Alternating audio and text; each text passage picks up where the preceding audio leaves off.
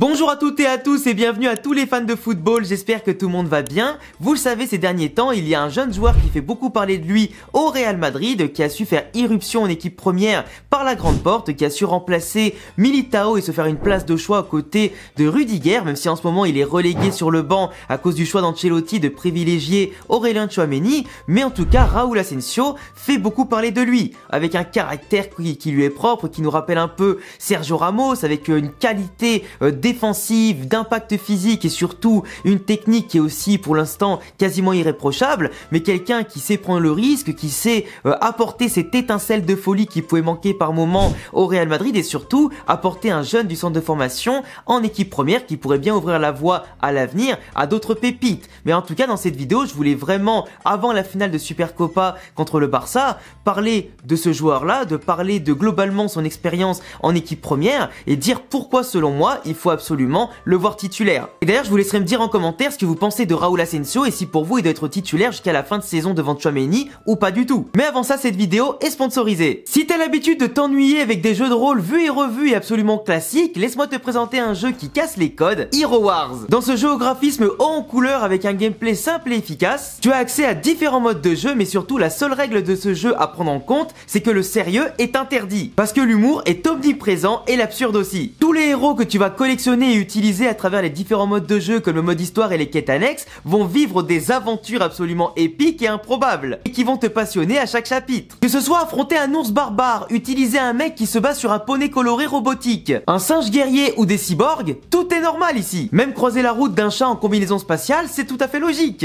Les personnages ont beau se prendre des murs, tomber de haut, se noyer et vivre des choses improbables, c'est à toi de leur sauver la mise en un clic mon gars. Et crois-moi, avec ce jeu t'es pas prêt de t'ennuyer parce que le maître mot c'est bien sûr les combats épiques mais aussi le pur kiff en fait. Si tu veux tester le jeu, tu peux le trouver avec le lien dans la description et le commentaire épinglé, mais aussi le télécharger via le QR code présent sur la vidéo. Merci à Hero Wars d'avoir sponsorisé la vidéo et moi je vous laisse parce que j'ai une partie à terminer. Enfin bon les amis, passons au vif du sujet après la sponsor. Alors on a un Raúl Asensio qui certes est très jeune, certes n'a pas l'expérience d'un Rudiger, n'a pas l'expérience d'un Militao, tout ça, mais qui en quelques matchs, peut-être par la folie de la jeunesse, par peut-être la chance du débutant, on ne sait pas, mais simplement aussi par un immense talent et beaucoup de travail et d'intelligence de jeu, on a un jeune qui a su, comme je le disais, faire irruption en équipe première, surtout au Real Madrid, par la grande porte. Un joueur qui sait très bien qu'il n'est pas en terrain conquis, qui n'a pas... comment on appelle ça, une atmosphère au Real Madrid qui est propice à ce que les jeunes du Castilla progressent et du moins aient une chance de percer sans être prêtés et devoir revenir plus tard. Et pourtant,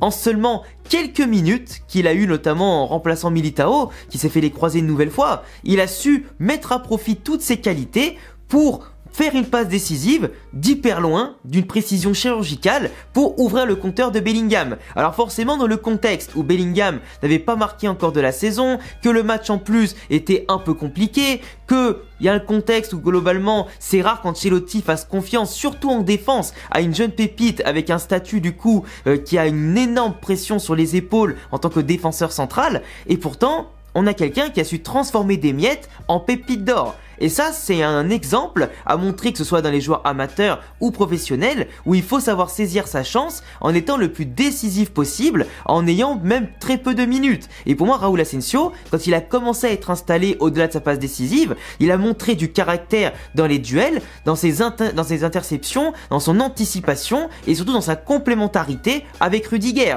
On a un joueur qui, quand Rudiger décide de faire le pas en avant pour aller provoquer l'adversaire, c'est en cas d'erreur ou en cas de déplacement tactique, c'est Asensio qui, par sa vitesse et son anticipation et en plus son placement qui est toujours juste en tant que défenseur central de métier, qui va être à la course et au duel avec l'attaquant pour couper la trajectoire, lui rentrer dedans et le mettre à terre et surtout se montrer impérial, autoritaire, autant dans les duels aériens qu'au sol ou à l'épaule, tu vois. Et c'est quelqu'un en plus qui maîtrise très bien le ballon, qui n'a pas peur de le prendre et se projeter sur 10, 20, 30 mètres comme il l'a fait plusieurs fois, d'apporter du jeu vers l'avant, de regarder systématiquement vers l'avant plus que du côté latéral pour écarter le jeu. C'est quelqu'un qui, tu vois, a cette fougue qui pouvait manquer par moment. Une discipline d'un côté, mais aussi une indiscipline, surtout ballon au pied, qui permet simplement d'accoter ce côté imprévisible. Et pour moi, Asensio, au-delà du fait que comparé à Tchouaméni, c'est un vrai spécialiste de la défense centrale, c'est quelqu'un qui, à mon sens, répond beaucoup plus à ce qu'on attend d'un coéquipier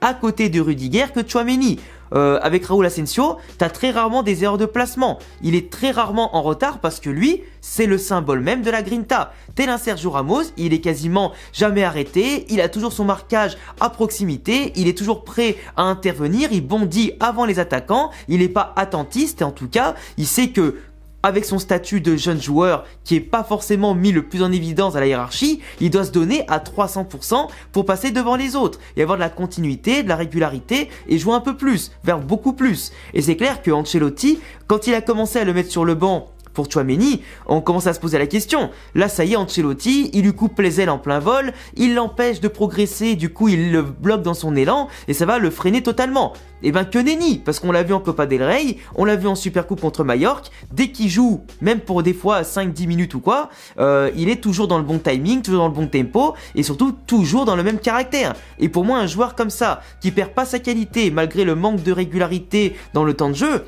c'est une vraie pépite. Ça veut dire que le mec, il est toujours apte à jouer, peu importe le temps de jeu. Et ça, c'est quelque chose, normalement, qui est le prérequis minimum pour un professionnel. On est loin ici d'un jeune joueur qui se contente de base de jouer en 3ème division. Faut aussi rappeler quand même qu'au Real Madrid, au Real Castille, c'était pas le premier choix. T'as Jacobo Ramon et t'as aussi Joan Martinez, qui aurait dû être, en tout cas, en équipe première à sa place, mais avec toutes les blessures qu'il y a eu de part et d'autre en équipe du Castilla et aussi en équipe première, il a su saisir sa chance pour aujourd'hui ne plus quitter l'équipe première. Et ça, c'est aussi un symbole important. La chance touche les audacieux. Et après, les audacieux, s'ils savent saisir leur chance, et ben au bout d'un moment, ils peuvent être quelque récompensés. Et c'est pour ça que le Real veut lui faire un plus grand contrat, veut lui donner un plus gros salaire et commencer à le sécuriser. Pour pas qu'il soit frustré éventuellement plus tard d'un statut de remplaçant, parce qu'il doit commencer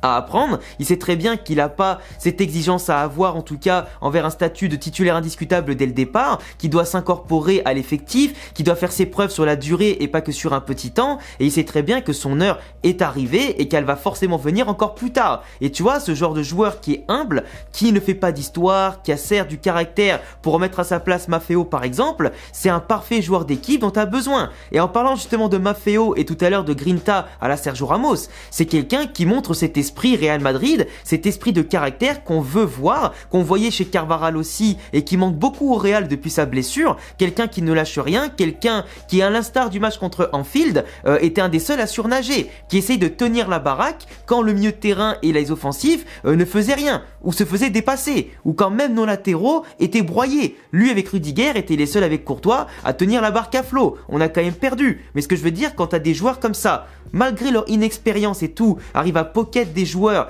bien plus forts que de base, bien plus expérimentés et surtout bien plus vicelards de base, pour moi, Asensio, c'est quelqu'un qui apprend très vite, qui se développe très vite, et ce côté vicelard, au-delà de son côté un peu gueulard, qui a pas peur d'aller se frotter et tout, pour moi, ça veut tout dire. Quelqu'un qui a des cojones, comme on dit dans le milieu, et qui vraiment peut apporter un surplus de qualité, autant technique à la première relance, autant proprement défensivement à la récupération, mais autant aussi physique dans l'impact, que ce soit sur les coups de pied arrêtés, et encore que j'espère qu'un jour il pourra pourquoi pas marquer son premier but en équipe pro, mais vraiment pour moi avec Rudiger il y a cette comment on appelle ça, cette synchronicité qui les pousse à se dépasser, à montrer encore plus ce côté rigoureux en défense qui va un peu effrayer les attaquants.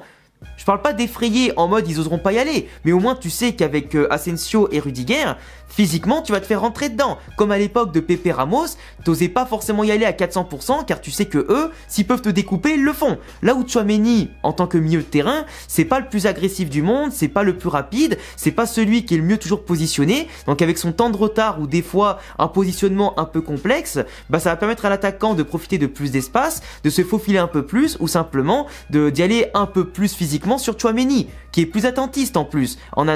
atteste en tout cas les buts qu'on a pris avec lui quand il était positionné en tant que dernier défenseur, où par moments c'était très compliqué, où la faute lui entachait entièrement. Peu importe que ce soit un 6 ou pas,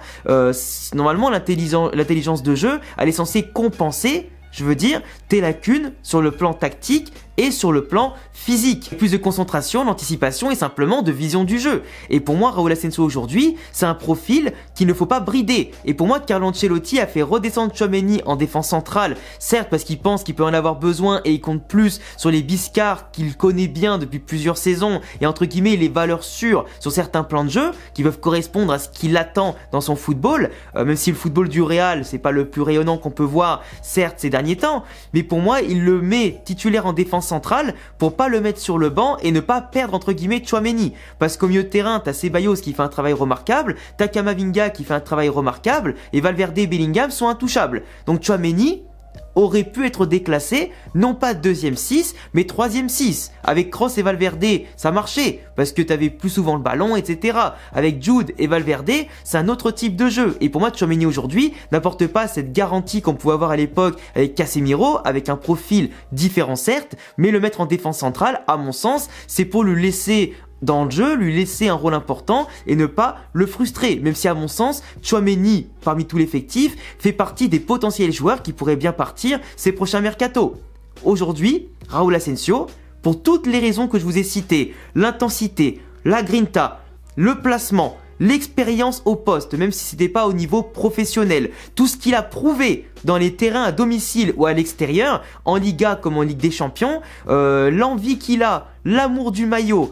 tout ce qu'il peut mettre de bon en termes d'énergie, d'intervention, dans les duels, dans ses projections, etc., sa complémentarité avec Rudiger, toutes les raisons que je vous cite, me permettent de penser et d'oser penser qu'il faut l'installer. Et pour moi, brider un joueur comme ça en le mettant sur le banc, tout ça pour ne pas frustrer Tchouaméni qui a juste à bouger son cul au milieu de terrain pour ne pas lui perdre sa place, plutôt que le déclasser et mettre quelqu'un sur le banc qui est pourtant à son vrai poste, c'est compliqué. Et pour moi aujourd'hui, c'est pas la bonne solution. Peut-être que le Real veut le faire jouer un maximum histoire de pouvoir le vendre assez cher et pas le laisser flopper sur le banc et après il pourra pas être vendu pour trop cher parce que le Real avait quand même dépensé beaucoup d'argent sur lui. Après je suis sûr que Tchouaméni restera encore un peu au Real parce qu'il a le niveau quand il le veut et surtout il peut progresser et faire beaucoup mieux que ce qu'il faisait à l'époque au milieu de terrain. On a vu ce que ça donnait quand il était au top, quand il était bien entouré. Là aujourd'hui il est bien entouré mais il était pas non plus rayonnant, donc c'est à lui maintenant de prouver que soit c'est un vrai défenseur central, soit c'est un vrai numéro 6, ou simplement les deux. Mais dans ce cas, il faut qu'il rayonne et qu'il excelle dans les deux, parce que dans les deux postes aujourd'hui, c'est pas lui le meilleur de l'effectif, ni même le premier ou le deuxième choix. Et forcément, à la fin, quand il y aura des recrues l'été prochain, comme je sais pas, Zubimendi par exemple, ou peut-être des joueurs en défense centrale, on sait pas, ou quand il y aura le retour de Juan Martinez, le petit Sergio Ramos, pour moi, dans cette question d'effectif, d'héritage, d'institution, on ne peut pas se permettre d'avoir des joueurs moyens. Des joueurs excellents et qui performent et qui prouvent sur le terrain qu'ils méritent des titulaires, faut pas les laisser de côté. Parce que c'est comme ça à court moyen long terme que tu perds de vraies pépites au détriment de joueurs qui n'ont pas fait ce qu'il fallait sur la durée pour rester et à qui tu as donné trop de confiance et qui des fois t'ont trop déçu. Après attention, parce que Raúl Asensio il est très bon et Tchouaméni il a montré en défense centrale qu'il pouvait faire plus que dépanner. Ça c'est vrai, il l'a fait dans des grands matchs, il l'avait fait contre City et tout, ça y a pas de souci. Mais à un moment donné, on attend plus, on attend de joueurs qu'ils arrêtent d'être en période d'adaptation et surtout qu'ils arrivent à surperformer tel le Real Madrid. On n'est pas une équipe de milieu de tableau de Liga. Aujourd'hui, l'adaptation doit être rapide, doit être puissante et montrer que tu es un joueur au-dessus du lot. Quand tu en as d'autres à côté qui sont meilleurs, je conçois pas que la hiérarchie soit respectée. Si les mecs sont pas bons ou moins bons, ils vont sur le banc. Et ça, je pense qu'on est tous d'accord pour le dire. Et puis des joueurs qui galvanisent, comme je le disais. Tel un Sergio Ramos ou un Carvajal, t'en as besoin. Et quand en face t'as de l'adversité, t'as des Vislar comme Maffeo, avoir des joueurs comme ça sur le terrain qui leur répondent et en plus qui réveillent ton effectif pour rentrer encore plus dans l'art, c'est parfait frérot. Et en plus il répond intelligemment, il prend pas de carton jaune, il prend pas de carton rouge, il y va vraiment dans le bon sens du jeu. Et en plus il les fait sortir eux de leur gond. C'est parfait, t'as tout gagné avec un mec comme Hey. Enfin bref les amis, merci à ceux qui m'ont écouté, je vous laisserai me dire en commentaire ce que vous avez pensé de cette petite vidéo sur mon chouchou du moment, Raúl Asensio. Merci encore à HeroWars d'avoir sponsorisé cette vidéo. Vous pouvez retrouver le jeu via le QR code ici pour le télécharger sur mobile ou PC. Vous avez aussi bien sûr le lien en description et commentaire épinglé. Et à très vite pour de prochaines vidéos dont demain avec le débrief de la finale de Supercoupe. Ciao les gars.